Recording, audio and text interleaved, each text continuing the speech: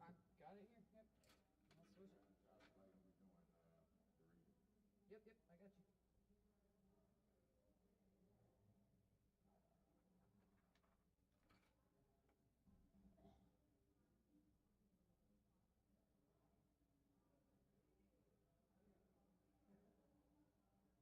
There's a battery.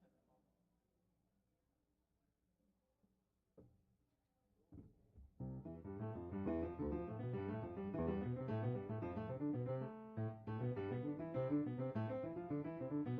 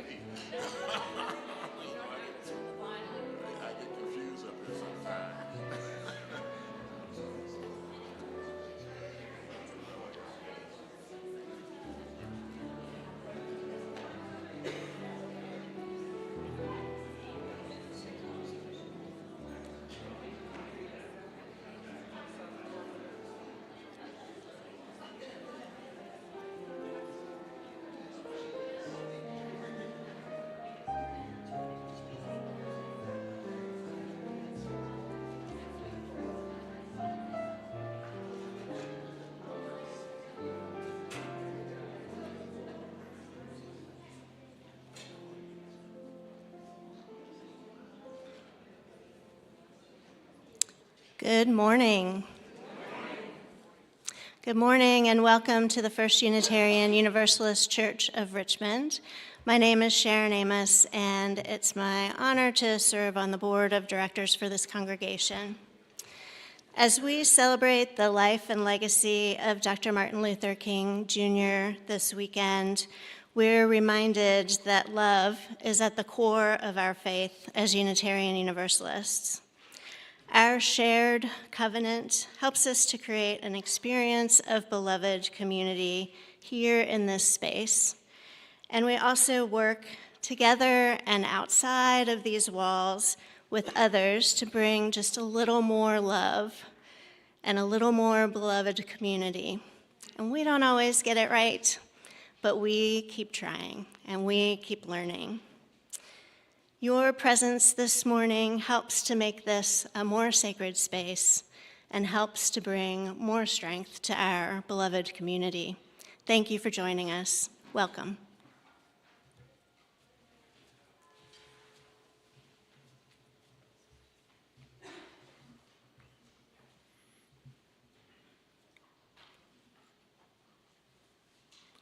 Good morning. I am the Reverend Sherman Z. Logan, Jr., and I have the honor and privilege of serving this wonderful congregation as your senior minister. Welcome to First Unitarian Universalist Church. I'm so glad to see your happy faces here this morning on this beautiful winter day. The sun is shining, no rain and no snow. That's a good thing. And Sharon said that we don't always get it right. The one thing we get right, we have a great bunch of folks that come here and visit us every week. So thank you. Joining me this morning as my worship associate is Ann Joseph.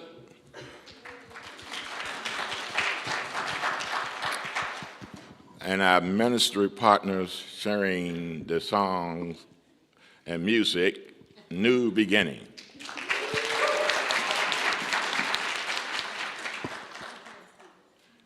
It is a custom here at First UU that we invite our visitors to tell us who you are and where you're from. So if you are visiting with us today and as you are comfortable, please raise your hand and the minister of the mic, Jamie, will come to you. And when she gets to you, please stand and tell us who you are and where you're from. My name is Edward and I'm from Richmond. Welcome.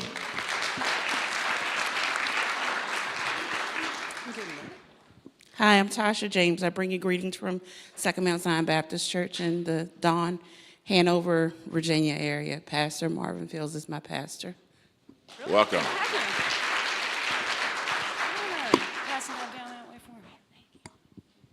Hi, my name is Cece. My pronouns are she, her. I'm from Schenectady, New York. I just graduated from UVA, so I'm really active in my UU church in Schenectady and hoping to find one in Virginia now that I just moved to Richmond this past week. So happy to be here.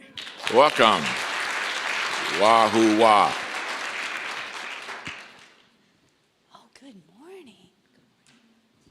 Hi, I'm Florence. This is my daughter Andrea and my granddaughter Peyton, and we're here in Glen Allen. Welcome. Yes, ma'am. I'm Rona Sullivan. I'm from Richmond. Welcome.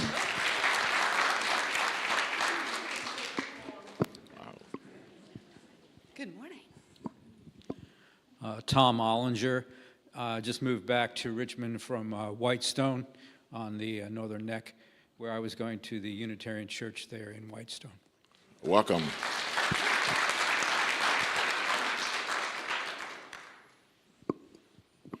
Okay, thank you, Jamie. We're so glad to have all of you with us this morning.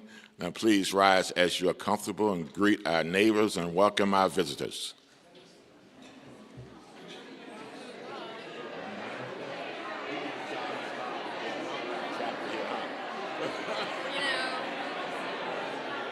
Every year, or constantly, I get requests for money from the law school. It's like they're one of the richest institutions in the country. I'm sure they don't need $500. So, Yeah.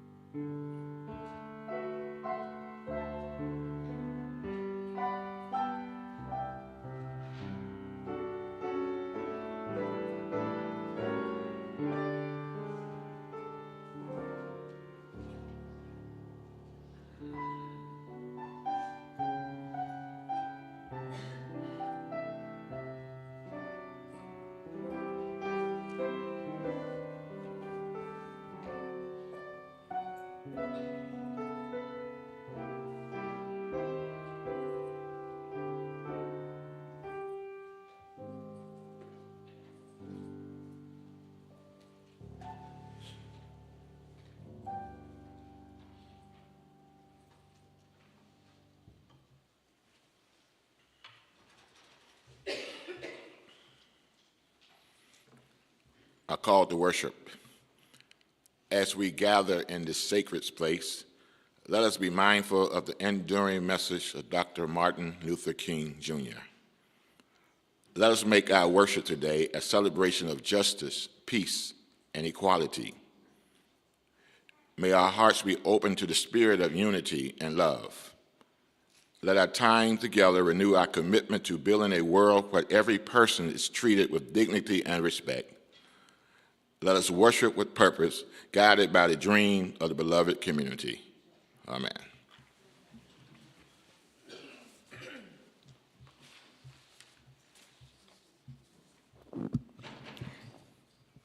Our chalice lighting is adapted from the words of Reverend William G. Sinkford, "Only begun."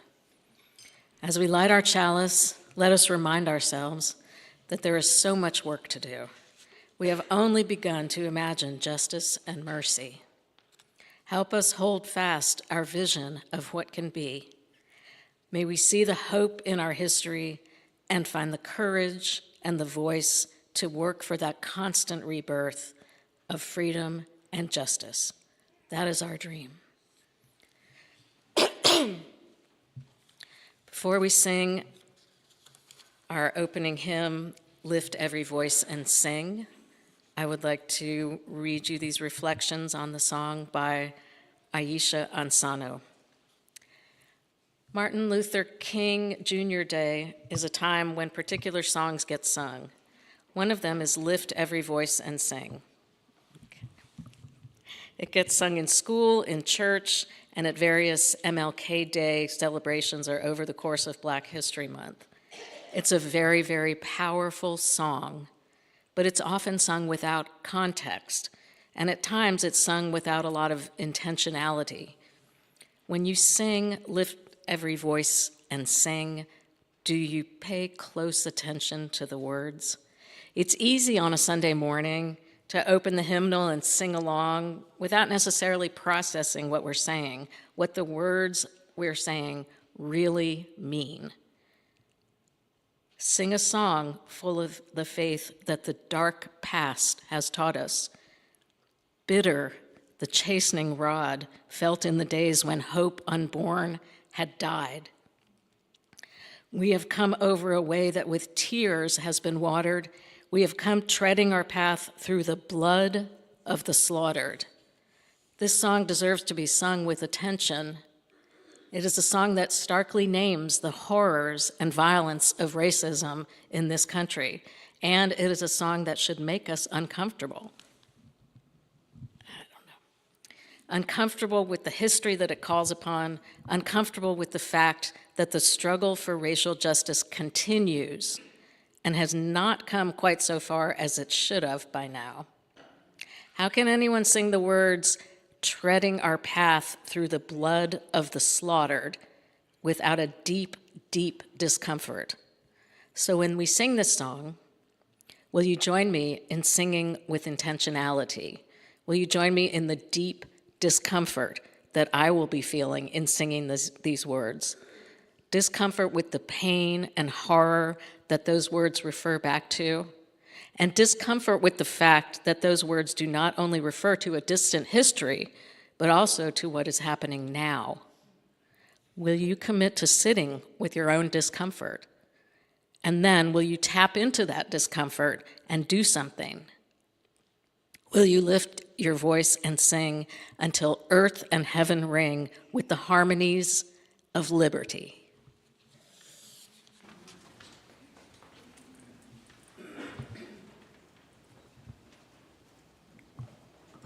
Now please rise in body and spirit, and let us sing, lift every voice and sing, number 149 in the hymnal.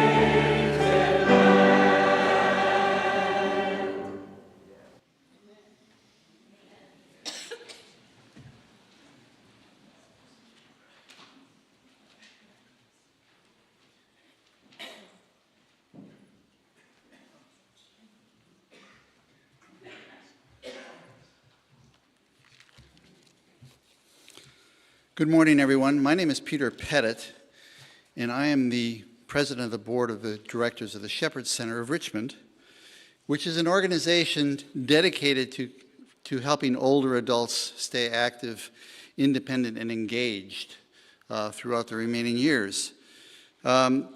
We do this through a couple of different ways. We have an open university, which is our lifelong learning program, where we also provide transportation to seniors who can no longer drive to medical appointments, dental appointments, grocery shopping, and that sort of thing. And we've been doing this for 40 years. This year is our 40th anniversary year, and so we're celebrating that this spring. And we're very grateful to the First Unitarian Universalist Church to have this opportunity to share your collection plate and in the process introduce ourselves to this congregation for those of you who don't already know us. And I know that there are many members of this congregation who already do know us. Ralph Grainer is a previous president and so on and so forth. So it's an active community and we appreciate that.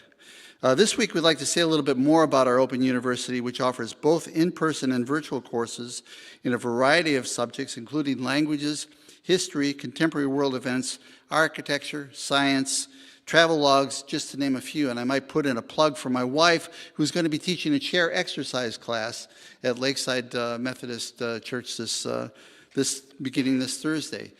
We have 3 8-week sessions throughout the year.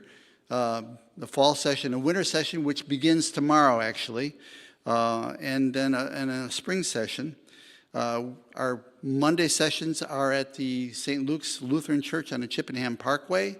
Thursday sessions are at the United Methodist Church on Hilliard. These courses are taught by various professors from retired professors, basically, from the University of Richmond, VCU, and so on and so forth, as well as many individuals who have some expertise that they would like to share. So attending these classes is available through a single fee per session, $50. You can attend as many sessions as you like. They're also offered many sessions, or many courses are offered online through Zoom. So if you prefer to stay home in your jammies in the morning and watch us online, that's acceptable as well. So we hope that you'll join us at the Open University beginning tomorrow.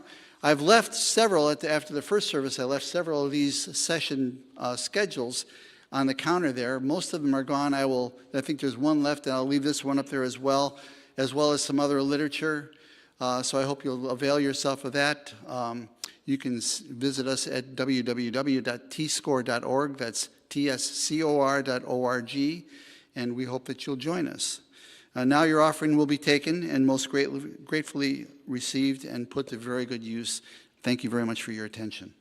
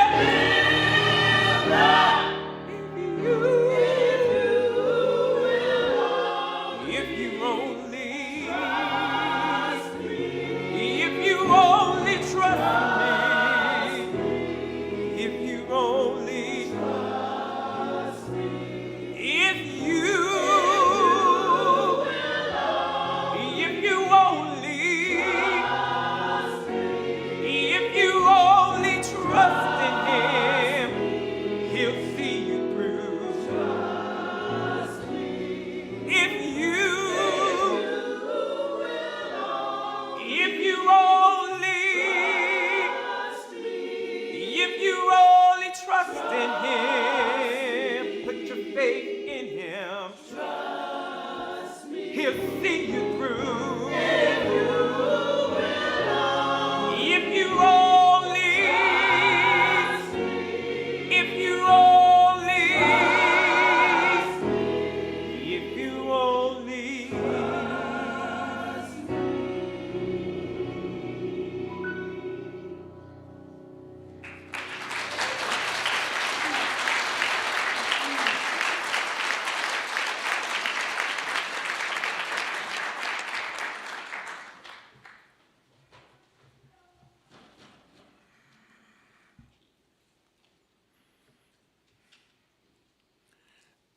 As we enter into this time of prayer and reflection, our prayer this morning are words from the Reverend Audette Fulbright Fulson, Peacemakers of a New World.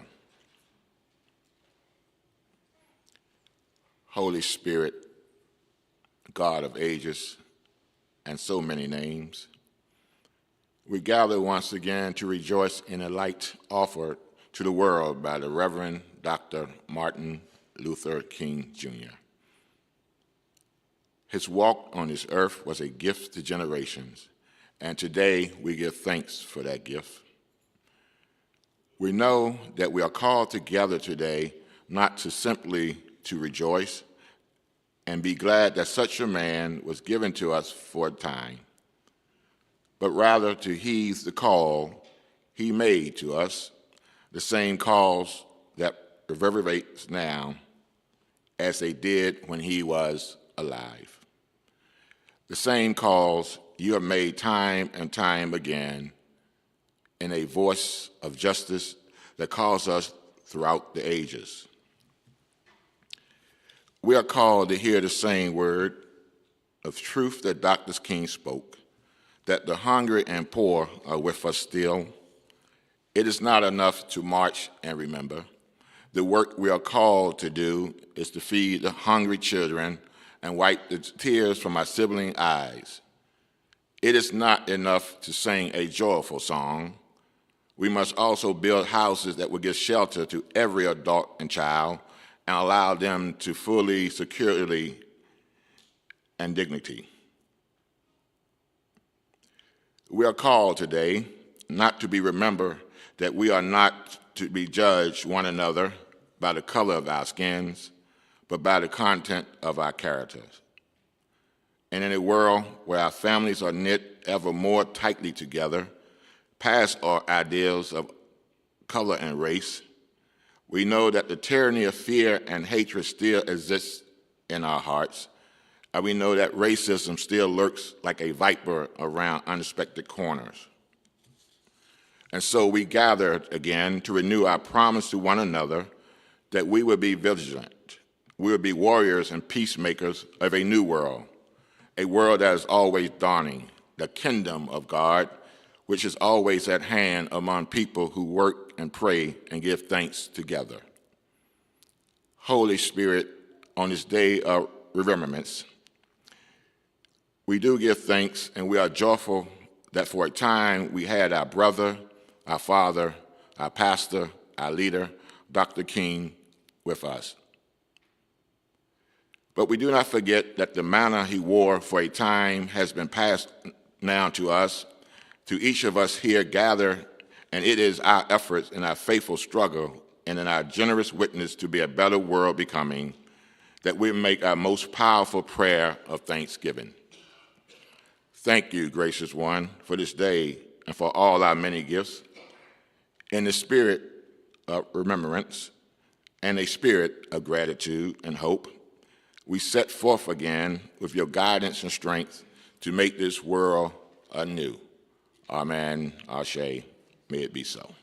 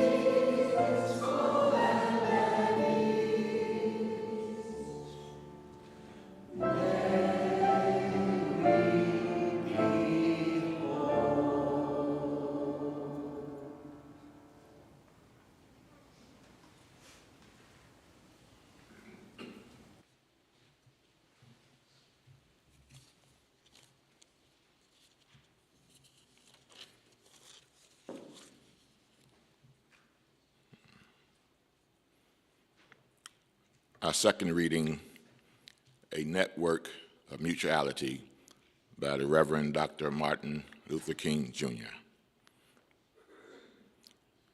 We are caught in an inescapable network of mutuality, tied to a single garment of destiny. Injustice anywhere is a threat to justice everywhere. There are some things in our social systems to which all of us ought to be maladjusted. Hatred, bitterness can never cure the disease of fear.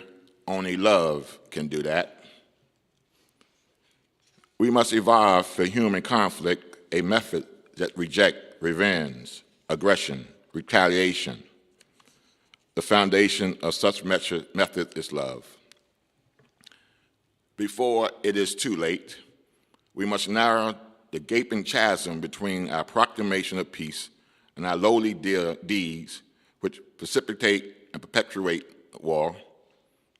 And one day we must come to see that peace is not merely a distant goal that we seek, but a means by which we arrive at that goal.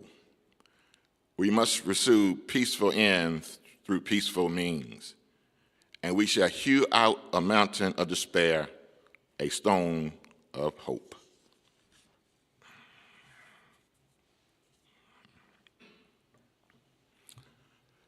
Last spring, I embarked on a 5-day pilgrimage, traveling by bus with over 40 folks, visiting sacred sites of the American civil rights movement of the 50s and 60s. One of our stops was in Birmingham, Alabama, where the bus drove by a 3-story tan building used today by the Birmingham Police Department that was once the city jail where 60 years ago, Dr. Martin Luther King penned, which once some scholars have described as one of the most important historical document written during the Civil Rights era. Letter from Birmingham Jail rivals Dr. King's most celebrated speech, I Have a Dream, for its political importance and rhetorical power. It is a powerful and elegant defense of Dr. King's nonviolent protest against racial injustice in the American South. And King wrote a letter in response to a published statement by 8 white Christians and Jewish religious leaders who criticized Dr. King's action as unwise and untimely and urged him to wait for the legal system to bring about change. Now, 60 years later, we are still waiting for the legal system to bring about change. So what was the impetus for Dr. King's letters? Well, after the Supreme Court of the United States ruled against segregation in 1954, Brown versus the Board of Education, segregationists became more organized, vocal, and extremes. In response, black community formed their own plan of action. Events like the lynching of Emmett Till and the Montgomery boycott, both in 1955, brought tensions between white supremacists and civil rights activists to a dangerous head.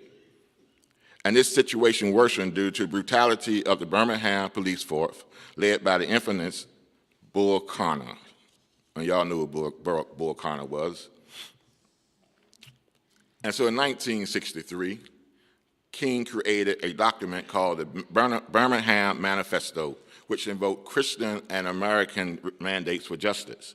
Now, according to this manifesto, this campaign was designed to bring national attention to the brutal and racist treatment suffered by blacks in one of the most segregated cities in the United States, Birmingham, Alabama. So King and his supporters staged several nonviolent protests, and on April the 12th, 1963, King and nearly 50 of his other protesters and civil rights leaders were arrested for violating a state injunction barring such demonstration. Now for King, this arrest was 13 out of 29 total in his lifetime. He was thrown into solitary confinement under harsh conditions, and there wasn't even a mattress in his cell.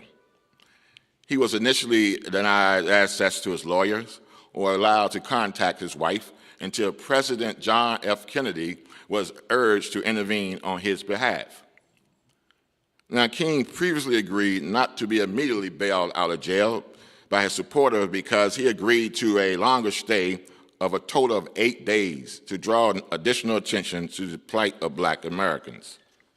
And while confined in his cell, a friend snuggled a copy of an April 12th Birmingham News, which included an open letter written by 8 local white clergymen who had the gall to criticize both the demonstrators and King, who they considered to be outside agitators. So in response, King began working on an impassionate defense of his use of nonviolent but direct action. Now, without any references or writing paper, he initially began jotting down his notes on the margin of the newspaper, then on scraps of paper, and even on pieces of toilet paper. And he gave his notes, allowing his ally and the Reverend Y.T. Walker to begin to compile a letter which was about 7,000 words long, 21 double-spaced type pages. And can you imagine writing a 7,000-word epistle on a piece of scrap paper and toilet paper? Maybe I might try writing some of my sermons on toilet paper. That wasn't meant to be funny. So ironically, King never sent a copy to any of the 8 clergymen, but he had responded to leaving many to believe that he had tended to have a much larger audience all along. And so the letter from the Birmingham jail was distributed throughout the United States in newspapers and magazines. So in the confine in a Birmingham jail, a profound letter unfolded over 8 long days, echoing the voice of justice and call for freedom that still resonate with us today. So Dr. King began the letter dated April 16, 1963, by addressing his fellow clergymen who wrote the statement in the Birmingham News, by answering each of their criticism or objection in turn. And in that statement, the clergymen criticized Dr. King and his followers' activities as unwise and untimely. So King announced that he would respond to that criticism because he believed they were men of goodwill. So in the letter, he clearly outlined that he was invited by the Southern Christian Leadership Conference to come to Birmingham to engage in nonviolence direct action program. But there was a bigger reason. He traveled to Birmingham because injustice was there. And in one of his famous quotes, King asserted, "Injustice anywhere is a threat to justice everywhere." So let me unpack that for a moment.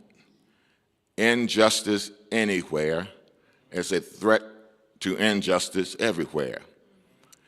These words resonate a call to arm against complacency and urge us to confront injustice not only in our immediate surroundings, but recognize its corrosive impact on the fabric of society as a whole. It implies that injustice is not an isolated problem, but a global one that requires collective action and solidarity. And King thought that injustice in one place would eventually spread to other places, and that no one could be truly free and secure until everyone was treated with dignity and equality. And friends, this quote is still relevant today as we witness various forms of oppression worldwide.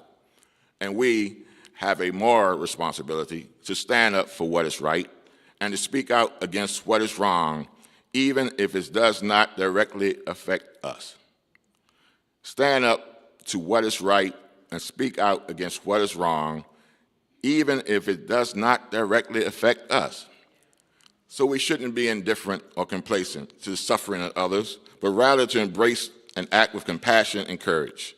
And Dr. King implores us to challenge the status quo and create positive change that one day we all can live in a world where justice and equality are not just an ideal, but a reality for everyone.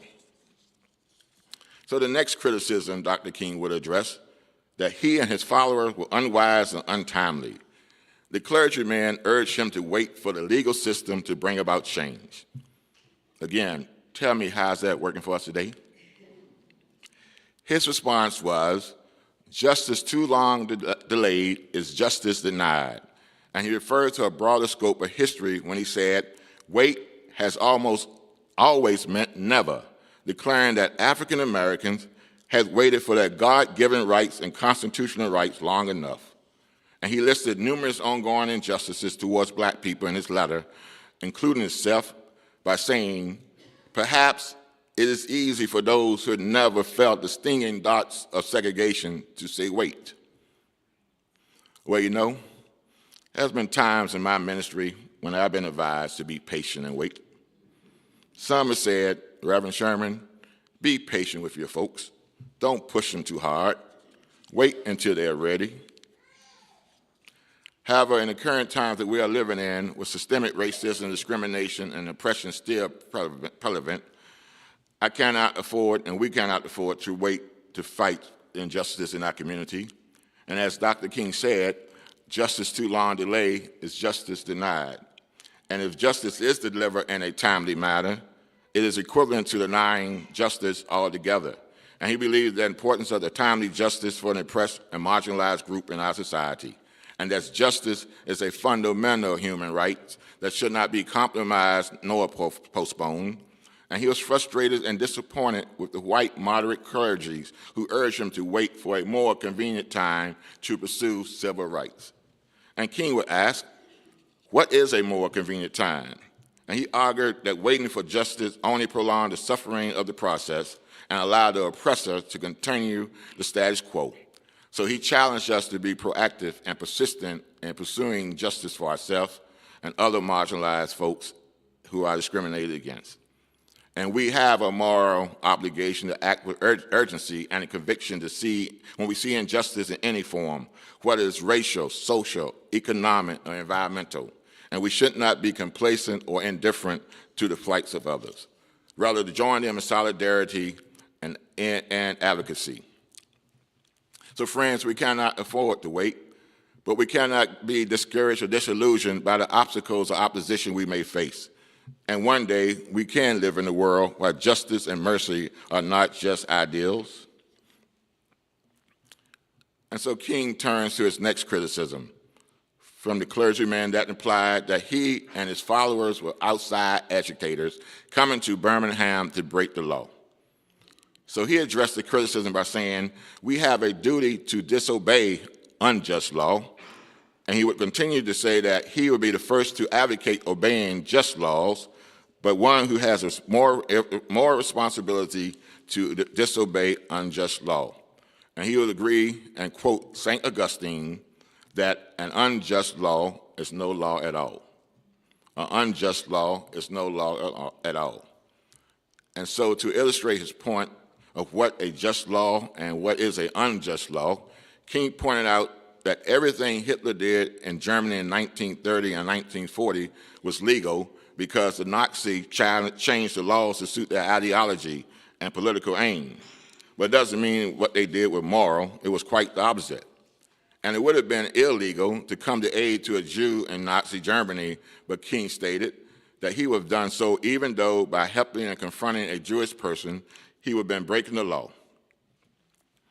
So right now, friends, in America, we have become a land of unjust laws and policy, from voter suppression to bans on teaching race and racism, suspended driver's license for unpaid fines or fees, unjust laws that violate the rights and dignity of all humans or group. There are money bails and private bail companies that exploit the poor defendants, excessive mandatory minimum sentences for non-violent offenders, wealth-based banishment that outlaws low-income housing, private probation abuse that impose unreasonable fees and conditions, and King was unwavering in advocating for civil disobedience to break the system of oppression and call us to disobey unjust law in the open and love and compassion. And finally, King in this letter addressed the criticism that the civil rights movement was extreme by first disputing the label, but then accepting it. King considered himself to be moderate compared to the other movements at that time. However, in his devotion to his cause, he referred to himself as extremist, just as Jesus, Abraham Lincoln, Thomas Jefferson, and other reformers who are great extremists. So King asked, so the question is not whether we would be extremists, but what kind of extremists we would be. Would we be extremists for hate or love? And he suggests that everyone has the potential to be an extremist, but the choice is whether to be an extremist for good or evil, and that extremism is not necessarily bad, but depends on the values and goals. So he challenged those critics who label him as extremists and argued that extremism can be positive or negative, depending on the cause and the mean. And he called his followers to be extremists for love, truth, and justice, instead of hate, falsehood, and injustice. So my friends, we must examine our hearts and ask ourselves what kind of extremists we want to be. We have a choice to make every day, whether we be an extremist for hate or love, for injustice or peace, for violence or nonviolence. We are called to be extremists, to love our neighbors as we love ourselves, to be extremists for justice, and to work for the liberation of all people, especially those who are oppressed and marginalized by the system of the world. So the words from Dr. King's letter from Birmingham jail is just as powerful today as they were 60 years ago. And how does Dr. King's message resonate with us today? You see, Dr. King's words in the Birmingham letter challenge all of us not to be complacent and stand idly by witnessing injustice everywhere, systemic oppression, crime against humanity, innocent non-combatant lives being destroyed in war zones around the globe, our government funding state-sponsored violence that harming civilians in Gaza, and genocide wherever it's happening in the world. And we cannot honor Dr. King's legacy by being complacent, indifferent, or not giving a damn. So we must ask ourselves, what must we do? What can we do? Now, the answer isn't easy, and it will require deep soul searching, a willingness to be uncomfortable, to do the hard work that is required, to create the beloved community that Dr. King dreamed of. So this morning, let us all be inspired to take action. Let us work towards a world where justice is not delayed, unjust laws are dismantled, where we are extremists for love and equality, and where we understand that injustice anywhere is indeed a threat to justice everywhere. And may we honor the legacy of Dr. Martin Luther King, Jr. by actively pursuing a more just and equitable world. May this be so.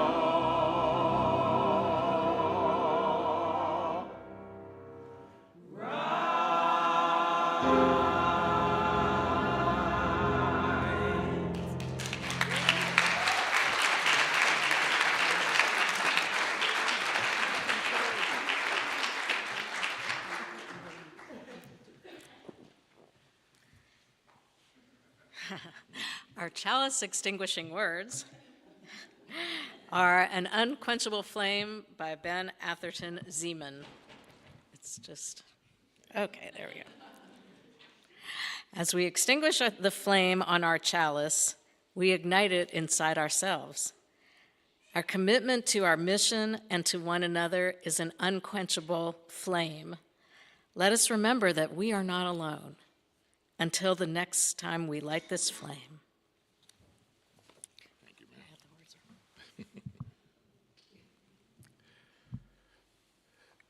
Before I give the benediction, I'd like to make a couple of announcements. Join me and members from our congregation on Wednesday, January the 17th at St. Paul's Episcopal Church in downtown Richmond for the Virginia Interfaith Center for Public Policy Day for All People.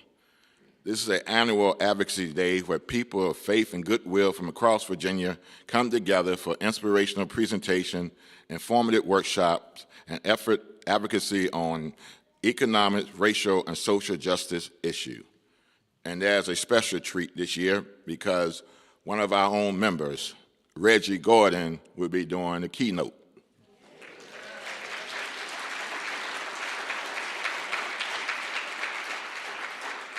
So at least you can come out and hear Reggie. Registration starts at 7:30 a.m., followed by light breakfast, and the program will begin at 8:30, so we hope to see you there. And tomorrow would have been Dr. Martin Luther King's 95th birthday.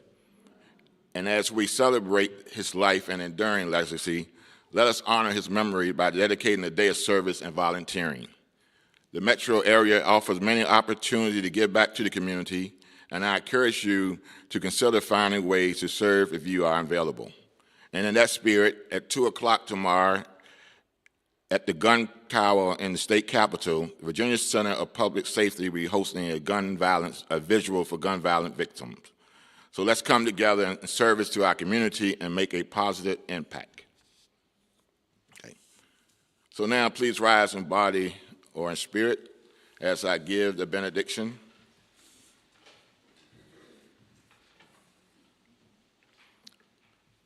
Words by Reverend John Stone.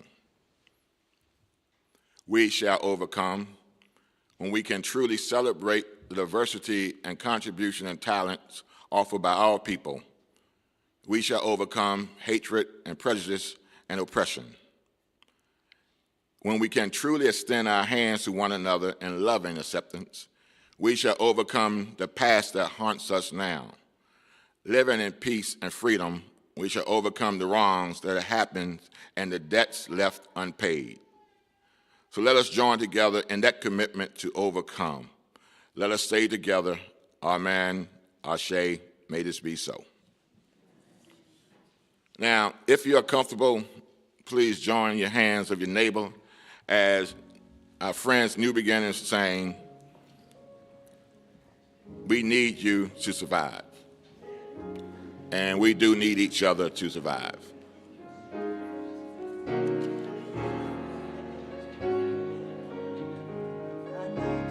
I need you, you need me.